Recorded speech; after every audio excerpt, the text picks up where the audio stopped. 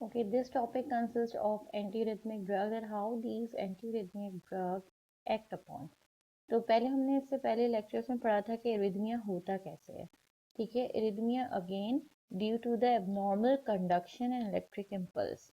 अब जो कंडक्शन जिसकी वजह से हो रही है एबनॉर्मेलिटी, या तो हम उस मशीन को ठीक कर दें, ठीक है, या तो वो मशीन में खराबी है जिसकी वजह से कंडक्शन सही नहीं हो रही है. वो मशीन हार्ट के अंदर क्या है, your S A node and A V node, atria and ventricles. ठीक है, इनके फाइबर्स या इनकी कॉन्ट्रैक्टिलिटी, या फिर वो रिसेप्टर्स, इनके अंदर जो रिसेप्टर्स मौजूद हैं वो ठीक कर दें, या फिर आपकी जो चैनल्स मौजूद हैं, आयंस जो मूव कर रहे हैं उनकी कॉन्सेंट्रेशन को ठीक करें, तो फिर आपके रिदमिक इफेक्ट आ सकते हैं. जैसे for example, here you can see if you block potassium and sodium channels, or you give digitalis जो कि इन potassium sodium channels को block कर देता है, तो you can control the rhythm of the heart. और heart rate कैसे control हो सकता है अगर हम calcium channel blockers या beta blockers दें. इसका mechanism further इसको discuss करते हैं, how these anti-arrhythmic drugs. So we actually classify these drugs into 4 classes. ठीक है. नंबर वन क्लास है सोडियम चैनल ब्लॉकर. ये इसको हमने फर्दर डिवाइड किया है 1A 1B 1C में, और इसका मैकेनिज्म मैं आपको अभी बताती हूँ कि how this act on. Second class of drug is beta blockers. ठीक है, third class of drug is calcium channel blockers, and fourth class of anti rhythmic drug is sorry third is potassium and fourth is calcium channel blockers. ठीक है, इसको याद रखने का तरीका बहुत इजी है. थर्ड से याद रखिएगा कि पोटेशियम में 3 लाइंस हैं, के consist of 3 lines and it is consist of class 3. Calcium is good for your bones, तो 4 it comes in class 4. ठीक है, बीटा ब्लॉकर्स, बीटा जो है वो सेकंड अल्फा बीटा ब्रावो का एक शॉर्ट फॉर्म है, तो it comes in class 2.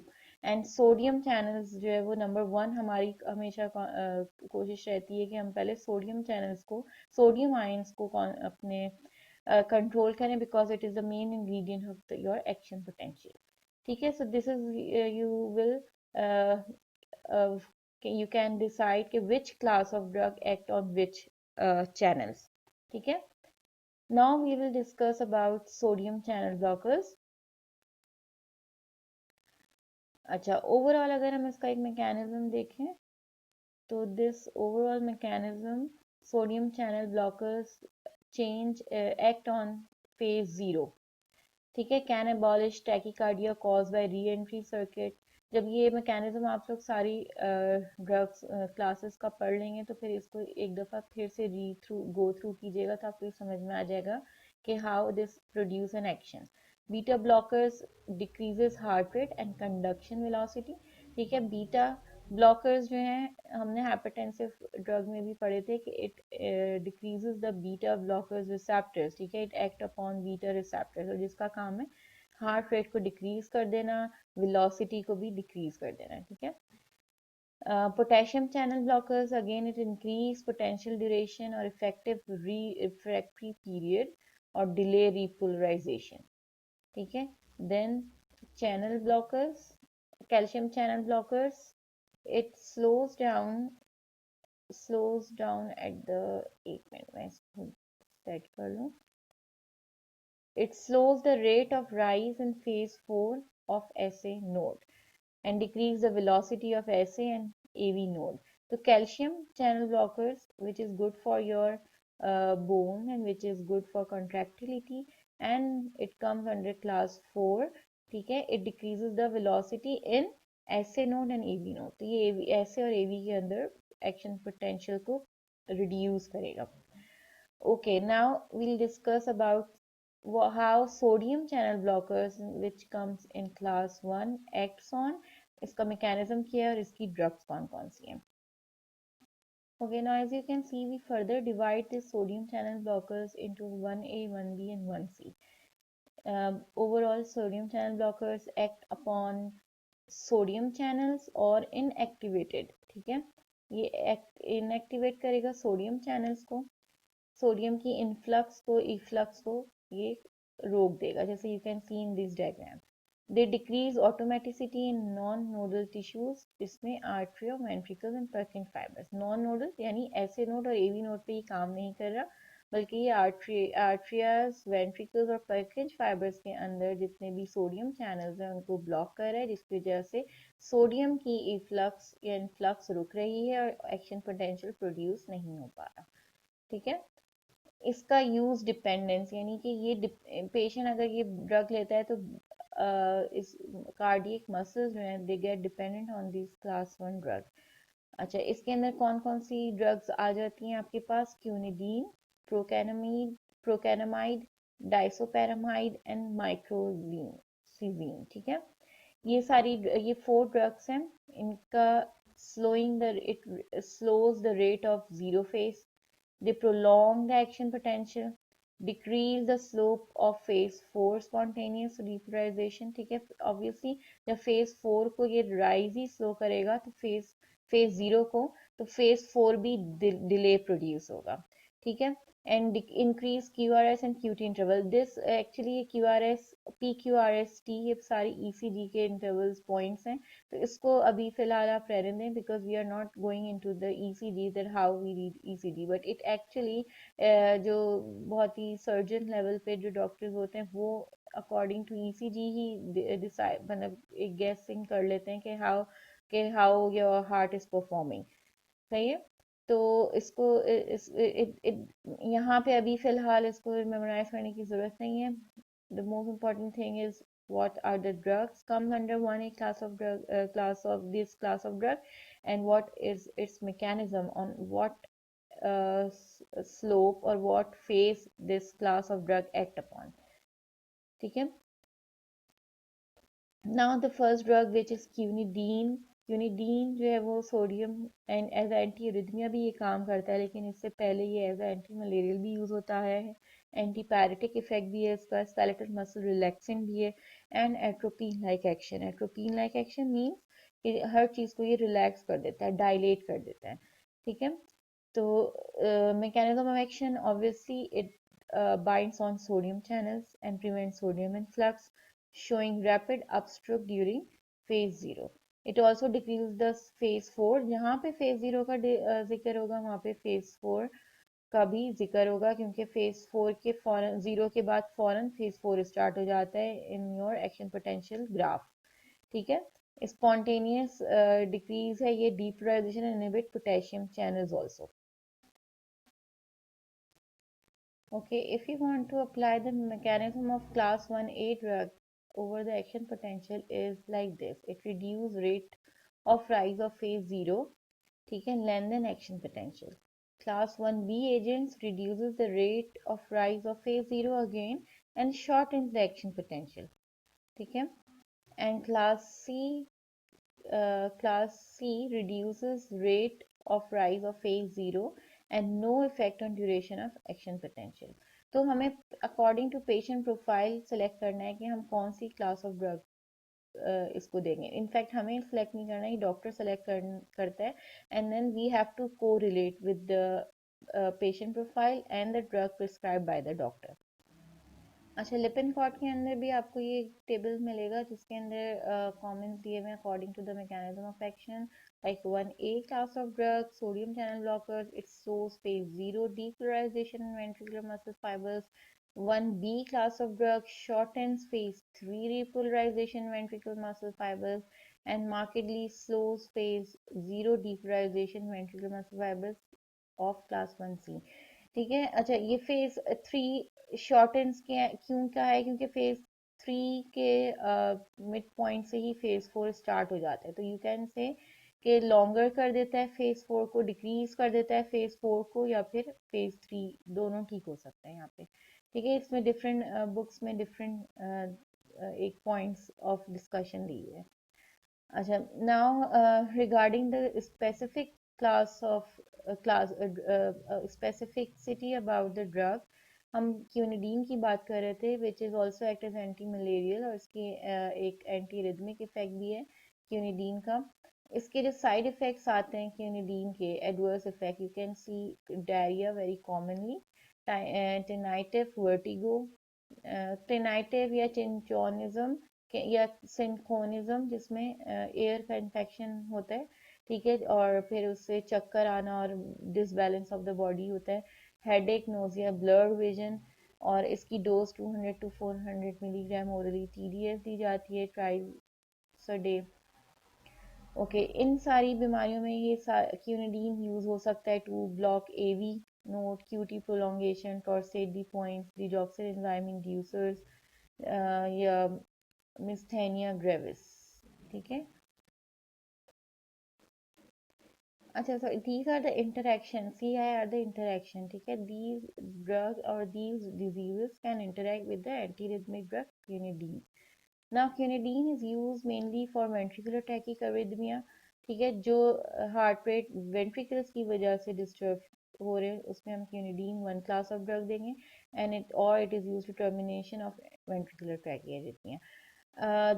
Drug interaction includes digoxin, ठीक है, may lead to the sign of digitalis toxicity, इसके साथ ये इसकी interaction and cimetidine which increases hepatic metabolism of quinidine.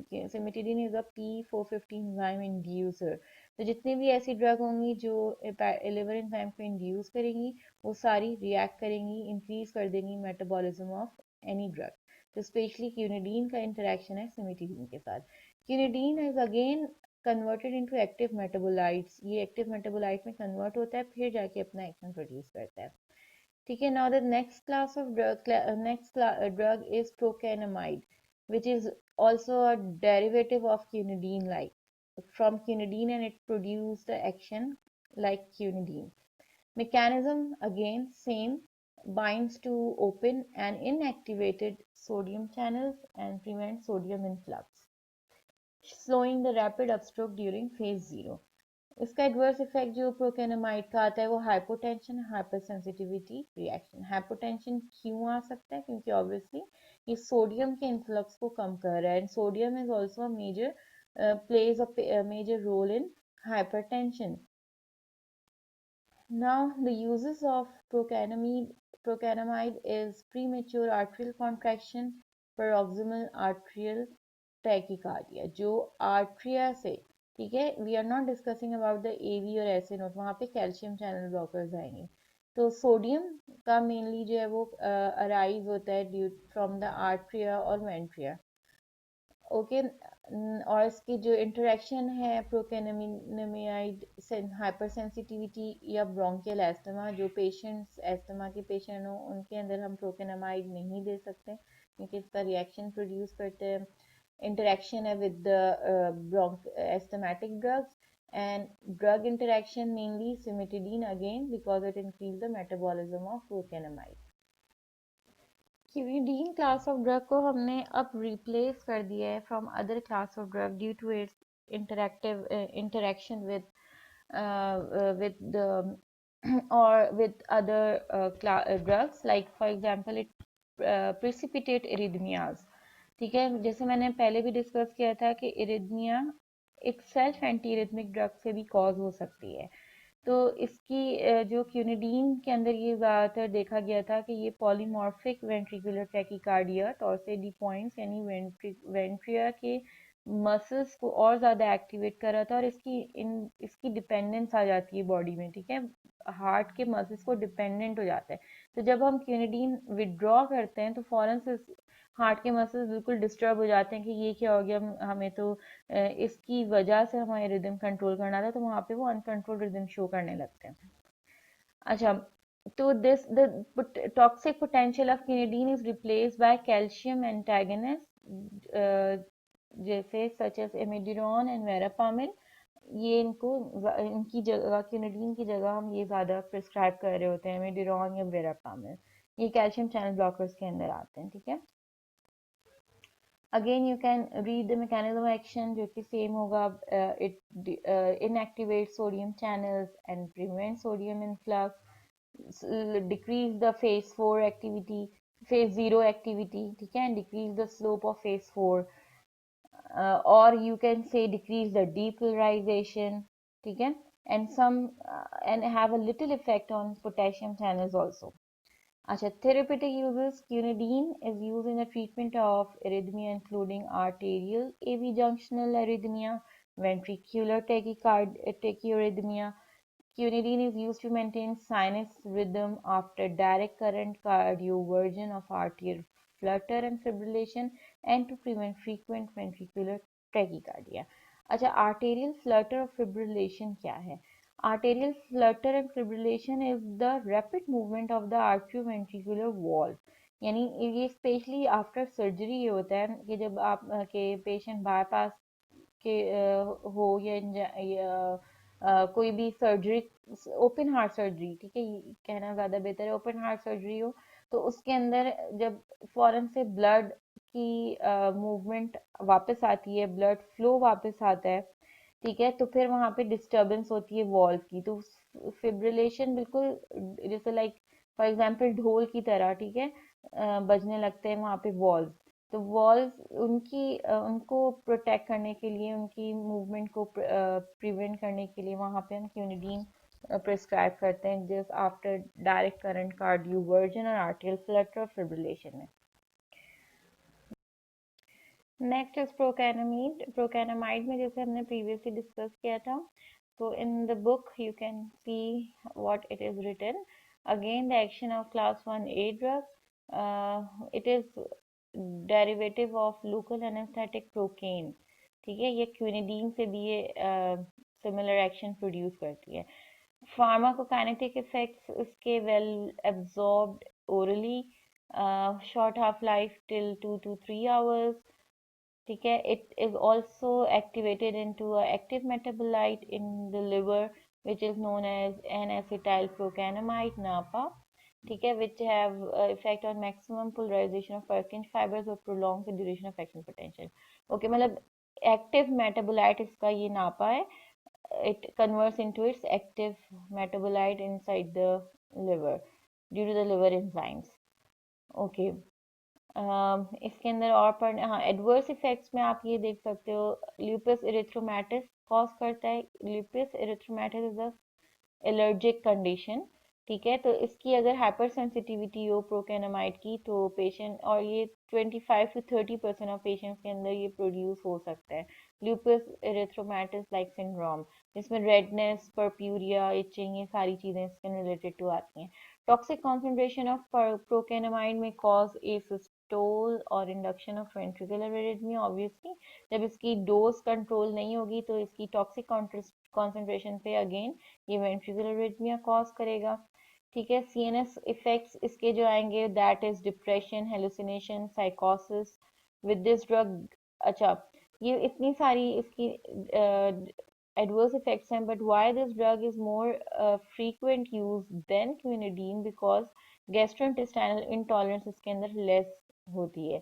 तो पेशेंट के अंदर बाकी चीजें, बाकी साइड इफेक्ट्स तो आपकी डोज रिलेटेड है, लेकिन गैस्ट्रोइंटेस्टाइनल इफेक्ट जो है वो इंडिविजुअल टू इंडिविजुअल वेरी कर सकता है। अगर हम क्यूनिडीन दें तो हो सकता है कि उसको जीआई डिस्टर्बेंस हो, तो उसको अवॉइड करने के लिए हम प्रोकेनामाइड पे भी शिफ्ट कर सकते हैं पेशेंट को। मोस्टली इस वजह से ये ड्रग शिफ्ट दी जा रही होती है कि अगर पेट में दर्द डिस्टर्बेंस हो रहा है, पेट का दर्द हो रहा है पेशेंट को ड्यू टू क्विनिडीन, तो वी शिफ्ट ओवर प्रोकेनामाइड, ठीक है। अनदर ड्रग इज डाइसोपायरामाइड, जिसके अगेन सेम एक्शन होंगे, सेम लाइक क्यूनिडीन और प्रोकेनामाइड, ठीक है, but it also have a negative inotropic effect that is greater than the weak effect exerted by quinidine and procainamide। तो इसका mainly ज्यादा negative inotropic effect है over the cardiac muscles. Now, for adverse effects, it shows dry mouth, urinary retention, blurred vision, constipation. सारे related and due to the anticholinergic activity, ठीक है। Anticholinergic activity को ये increase करता है, जिसकी वजह से dry mouth, urinary retention, blur vision and constipation produce हो सकता है। तो patient who are taking disopyramide for longer period of time में हैव ब्लर्ड विजन प्रॉब्लम्स, ठीक है, कॉन्स्टिपेशन की प्रॉब्लम हो सकती है, ड्राई, और ये you can see those patient, heart patient जो कि कंटिन्यूस दवाइयाँ लेते हैं, उनके अंदर ये प्रॉब्लम्स आप देख सकते हो, ठीक है, उनको ये अक्सर शिकायत होती है कि उन्हें कॉन्स्टिपेशन है या नज़र कमज़ोर हो जाती है, मुंह खुश्क रहता है, तो ये अक्सर डॉक्टर से ये शिकायत करते हैं। तो फिर हम उनकी अदर क्लास मतलब अगर उनको हम इनकी साइड इफ़ेक्ट्स की वजह से उनके डेली रूटीन्स मुतासर हो रहे हो तो फिर हम तब जाके ड्रग को चेंज कर रहे होते हैं। ठीक है। Okay, next subclass of the drug is uh, sodium class of drug 1B, जिसके अंदर हमारे पास लीडोकेन है। और कौन सी हमारे पास ड्रग्स में, वेट, लाइडोकेन, मैक्सिलिटीन एंड फेनिटोइन। इसका mechanism of action, it shorten the phase 3 repolarization, decrease the duration of cardiac action potential, prolong phase 4। अच्छा, इसमें आप देख लो कि phase shortens the phase 3 repolarization. Now you can see over here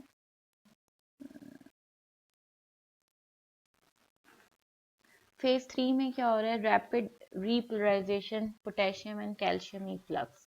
it means कि ये इसको short कर रहा है। जब ये शॉर्ट करेगा यहाँ पे यू कैन सी के एक्शन पोटेंशियल भी डिक्रीज हो जाएगा, जल्दी प्रोड्यूस होना शुरू हो जाएगा। ठीक है, यानी जल्दी होके खत्म हो जाएगा। तो lidocaine is use in emergency situation, जिसमें हमें जल्दी से एक्शन पोटेंशियल प्रोड्यूस करना और हार्ट की एक्टिविटी को जल्दी रैपिड फायरिंग करनी हो। ठीक है, तो it is use in emergency situation. Lidocaine, हाँ ये लिखा हुआ है in drug of choice for emergency treatment of cardiac arrhythmia. Okay, therapeutic uses are useful in treating ventricular arrhythmia arising during myocardial ischemia। ठीक है, मायोकार्डियल इंफार्क्शन की वजह से जो इरिथमिया कॉज होता है उसके अंदर हम लाइडोकेन देते हैं। Drug does not markedly slow conduction and thus has little effect on arterial and AV junction arrhythmia. इसका मेन इफेक्ट जो है वो action potential repolarization and depolarization पे है। ये contractile tissues, AV node junctions and artery and ventricles पे act नहीं करता बेसिकली। ठीक है, और शॉर्ट इसकी ड्यूरेशन ऑफ लाइफ होती है। अगेन इसकी फार्माकोकाइनेटिक्स अगर आप देख लें तो इसका जो main point to memorize is eliminated mostly almost entirely by the liver। तो जिन जो हेपेटिक पेशेंट है, हेपेटोसाइट्स के पेशेंट है, हेपेटाइटिस के पेशेंट है, उनको हम ये लाइडोकेन नहीं देंगे। ठीक है, क्योंकि ये सारी लिवर मेटाबॉलिज्म होती है इसकी। Dose adjustment may be necessary in patients with liver dysfunction and those taking drugs that lower hepatic blood flow, such as propranolol. Okay. Adverse effects, lidocaine has a fairly wide toxic to therapeutic ratio।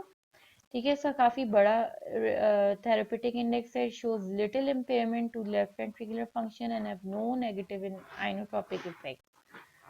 और include drowsiness, Slur speech, पैरेस्थीजिया जिसमें numbness of the nerves हो जाते हैं। ठीक है, agitation, confusion, convergence, cardiac arrhythmia में also अकर। और ये क्यों है, because mostly all the arrhythmic drugs itself produce arrhythmia। Another class of drug is meloxicam, टोकेनिनाइड। और इसमें कौन सी ड्रग लिखी हुई थी, phenytoin. Phenytoin also comes under 1B, लेकिन हमने इस फेनिटोइन को क्लासिफाई किया है इनसाइड द एपिलेप्टिक ड्रग। तो हम फेनिटोइन मेनली आपको बुक में नहीं मिलेगी, लिपिनकॉट में as a 1B class of drug. ठीक है, तो another class is meloxicam. They can be determined administered orally. Okay, used for chronic treatment of ventricular arrhythmias associated with previous myocardial infarction and used for the treatment of ventricular tachyarrhythmia। और इसकी pulmonary toxicity होती है which may lead to pulmonary fibrosis। तो इसलिए इसको भी हम avoid करते हैं patient को administer करना। Lead towards pulmonary fibrosis, ये point है याद रखने का with respect to meloxicam। Now the other class of drug is beta blockers. We'll discuss it in our next video.